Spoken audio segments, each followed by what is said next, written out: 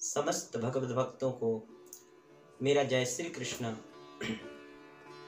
हमारे सत्य सनातन धर्म में, हमारे धर्म शास्त्रों में व्रत की बड़ी महिमा बताई गई है। जिस प्रकार नदियों में गंगा बड़ी श्रेष्ठ मानी जाती है, वृक्षों में पीपल का वृक्ष बड़ा श्रेष्ठ माना जाता है, देवताओं में भगवान नारायण की अनंत महिमा है, इसी प्रकार समस्त व्रतों में एकादशी व्रत की बड़ी महिमा बताई गई है। श्रीमद् भगवत गीता में भगवान श्री कृष्ण स्वयं कहते हैं कि किसी भी परिस्थिति में जीव को दान, तप, यज्ञ आदि कर्मों का त्याग नहीं करना चाहिए।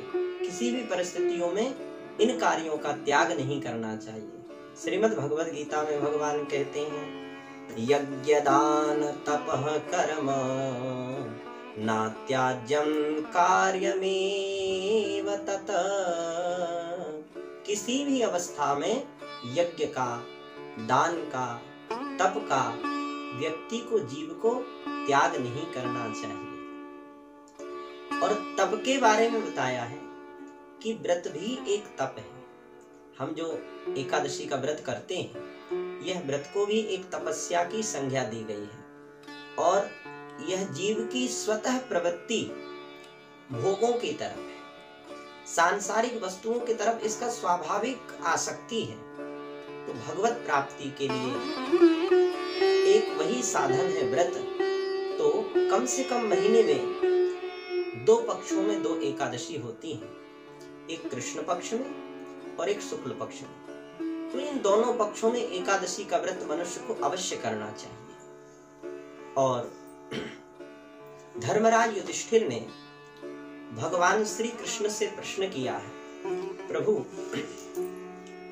माघ मास में जो कृष्ण पक्ष में एकादशी होती है, उस व्रत की क्या महिमा है और उस व्रत में किस देवता का पूजन होता है और उस व्रत को किस प्रकार से करना चाहिए, उसके क्या नियम हैं, वह आप कृपा पूर्वक बताएं। तब भगवान श्री कृष्ण मुस्कुराए कहने लगे, युधिष्ठिर, माघ मास के कृष्ण पक्ष में जो एकादशी होती है, उस एकादशी का नाम सटतिला एकादशी है। इस एकादशी की बड़ी महिमा है और इसकी महिमा अनंत है। इसलिए ध्यान पूर्वक इस एकादशी के व्रत की महिमा को सुनो। एक समय पुलस्त ऋषि ने भी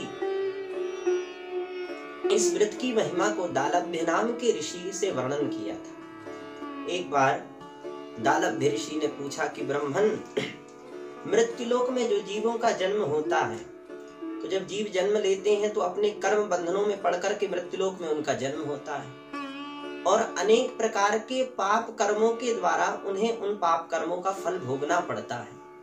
तो ऐसे जीव जब नरक में यातना के लिए जाते हैं, जब नरकों में उनको दुख प्राप्त होता है, तो ऐसे अभागे जीवों का, ऐसे मरण धर्मा जीवों का कल्याण कैसे होगा? ऐसा कोई व्रत बताएं, ऐसा कोई साधन बताएं, जिस साधन से, जिस व्रत से उन समस्त जीवों का कल्याण हो।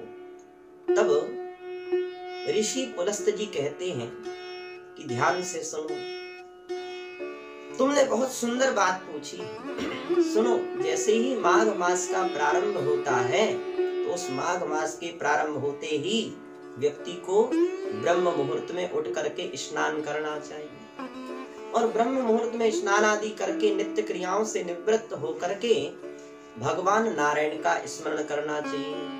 भज गोविंद गोविंद गोपाला, भज गोविंद गोविंद गोपाला, प्यारो मुरली मनोहर नंद लाला, प्यारो मुरली मनोहर नंद लाला, भज गोविंद गोविंद गोपाला।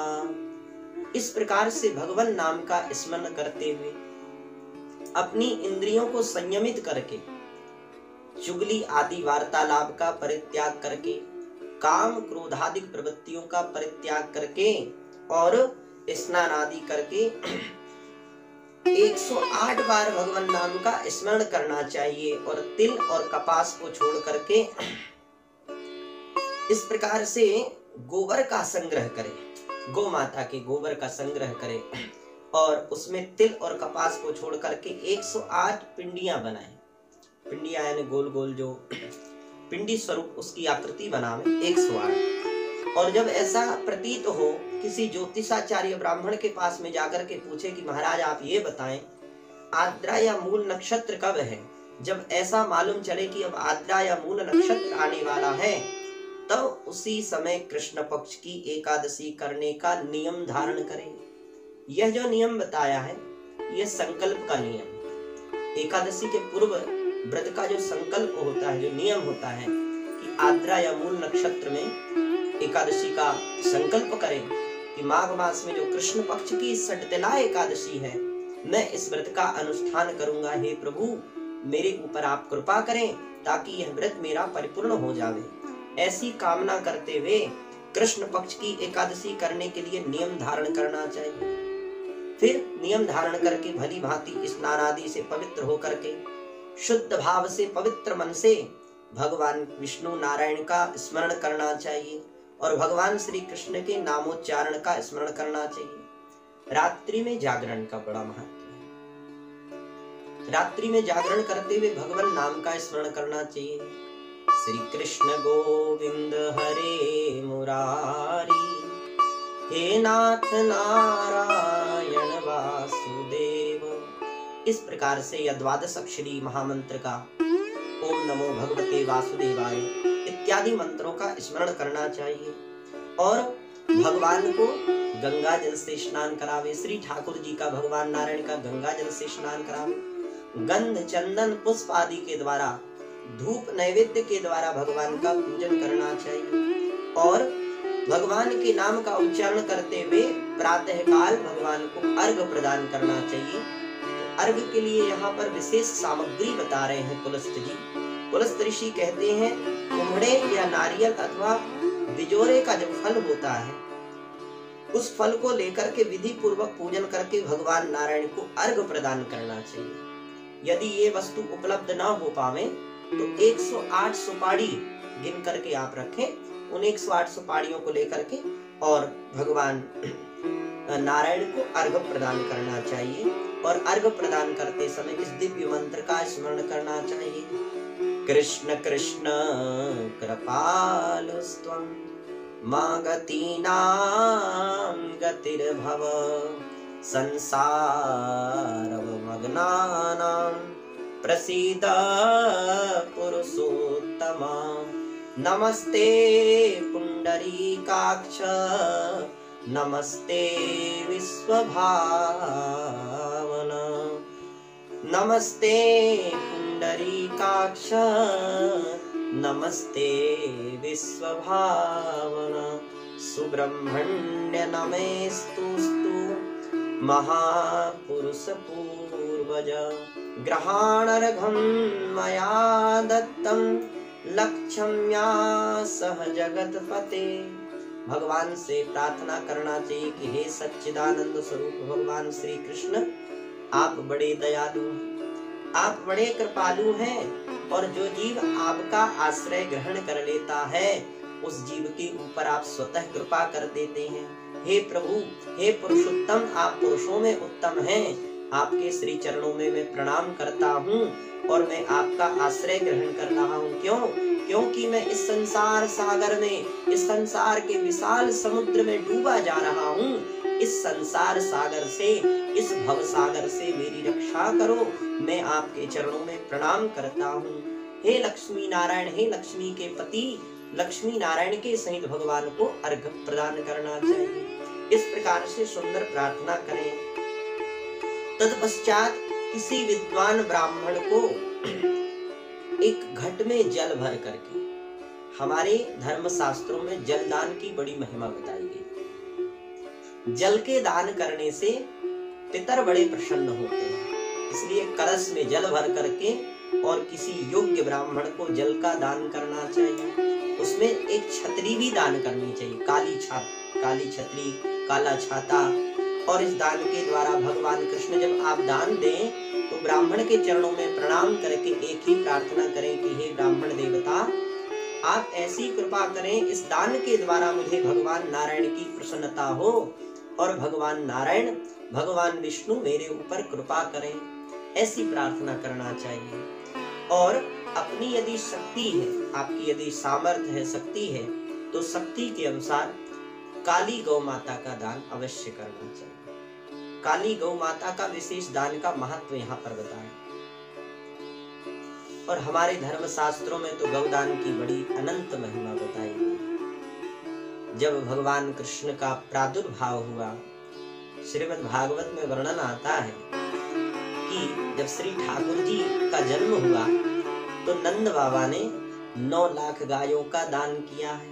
धेनुनाम नियुते प्रादा विप्रेभ्या समलंकृते, समलंकृत करके, सुसज्जित करके, सुंदर आभूषणों के द्वारा उनके सींगों को स्वर्ण जड़ित करके और उनके चरणों में चांदी से आच्छादित करके, वस्त्र आदि ढक करके, ऐसी 9 लाख गायों का दान नंद बाबा ने लाला के जन्म की खुशी में। तो हमारे धर्म शास्त्रों में गोदान की बड़ी महिमा है। और गोदान भी कैसा करना चाहिए? आजकल लोग क्या है, जो वस्तु किसी काम की नहीं रहती महाराज, तो ले जाके पंडित जी के पास सौंप देते, लो महाराज हमारी तरफ से वस्तु का दान है।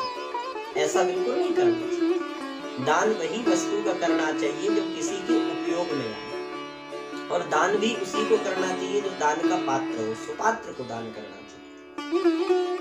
मालूम चले कि जो बछिया किसी काम की नहीं महाराज, बीमार रहती है, घर में बड़ी परेशान कर रही है, गाय जब दूध देना छोड़ देती है, दूध नहीं देती है, अथवा मरखनी गाय है, ऐसी गाय को ले जाकर के पंडित जी को दान कर दो, कह दो महाराज हमने गौदान किए। तो ऐसे गौदान का कोई महत्व नहीं। गौदान के विषय में बताया, गौदान कैसी करना चाहिए? बोले पयस्वनी तरुणी शील रूपा गुणोपपन्ना कपिला हेम श्रृंगी। गुण से जो समन्वित हो, पयस्वनी यानी दूध देने वाली गाय, पयस्वनी तरुणी, तरुणी यानी एकदम नई नवेली, जो अभी अभी बच्चे को जन्म दी है, ऐसे नई नवेली गाय का गौ माता का दान करना चाहिए। और विद्वान पुरुष को चाहिए कि इस एकादशी में तिल का दान अवश्य करना चाहिए। एक पात्र में तिल भर करके ब्राह्मण को दान करना चाहिए, क्योंकि इस एकादशी का नाम है सठ तिला एकादशी। सठ तिला एकादशी इसलिए नाम है क्योंकि इसमें तिल दान की बड़ी महिमा है। और तिल दान के बारे में ऐसा बताया कि जितना तिल आप दान करते हैं, उस तिल को यदि कोई किसान यदि उसको जमीन में लगावे, उससे कृषि करे, और उसमें जितना तिल उत्पन्न होगा उतने अनंत वर्षों तक उस जीव को स्वर्गलोक की प्राप्ति होती है। ऐसे तिल दान की हमारे धर्म शास्त्रों में महिमा है। और तिल दान ही नहीं करना चाहिए, जो व्रत धारण करे एकादशी का, उसको तिल से स्नान करना चाहिए। जल में थोड़ा सा तिल मिला करके स्नान करे, तिल का उपटन लगावे और तिल से स्नान करे। तिल को फलाहार के रूप में ग्रहण भी करना चाहिए। और यहाँ पे बड़ा सुंदर श्लोक बताया है, तिलस्नाई तिलोद्वर्ती तिलहोमी तिलोदकी तिलदाता च भोक्ता च सट तिला पापनासनी। इस एकादशी का नाम सट तिला क्यों? क्योंकि तिल का ही स्नान करें, तिल का ही शरीर में उपटन लगावें, तिल से ही होम करें, हवन भी करें तो तिल का हवन करें। और तिलोदकी, तिल का ही तिलक धारण करें, तिल को घस करके उसी का तिलक धारण करें। और तिल ही ब्राह्मण को दान करें, और तिल ही फलाहार के रूप में और एकादशी के व्रत के रूप में उससे ग्रहण करें प्रसाद के रूप में। ऐसे इस व्रत को यदि नियम पूर्वक जो व्रती धारण करता है, तो वह जीव समस्त पापों से मुक्त होकर के निर्भय हो जाता है और इस संसार सागर विशाल समुद्र से सहजता से पार हो जाता है। उसके ऊपर श्री ठाकुर जी अवश्य कृपा करते हैं। इस प्रकार से इस षठ तिला एकादशी का व्रत की महिमा भगवान श्री कृष्ण ने धर्मराज युधिष्ठिर को बताई है और पुलस्त ऋषि ने दालभ्य नाम के ऋषि को बताई। इस प्रकार इस व्रत की अनंत महिमा है। तो मनुष्य को चाहिए कि भोगों का परित्याग करके काम, क्रोध, लोभ, मद, लोभ आदि कामादिक प्रवृत्तियों का परित्याग करके महीने में कम से कम जो 2 एकादशियों का व्रत रहता है, इसमें व्रत अवश्य करना चाहिए। और एकादशी व्रत की तो अनंत महिमा है। इस प्रकार से षठ तिला नाम की एकादशी की व्रत की महिमा भगवान श्री कृष्ण ने युधिष्ठिर को सुनाई और अवसर आने पर मैंने आप लोगों को सुनाई। आइए 2 मिनट भगवान नाम का गान करते हुए मैं अपनी वाणी को विराम करूं। जय जय गोविंद गोविंद गोपाला भज, गोविंद गोविंद गोपाला, प्यारो मुरली मनोहर नंद लाला, प्यारो मुरली मनोहर नंद लाला भज, गोविंद गोविंद गोपाला भज, गोविंद गोविंद गोपाला। बोल वृंदावन बिहारी लाल की जय। समस्त भगवत भक्तों को जय श्री कृष्ण, जय श्री कृष्ण।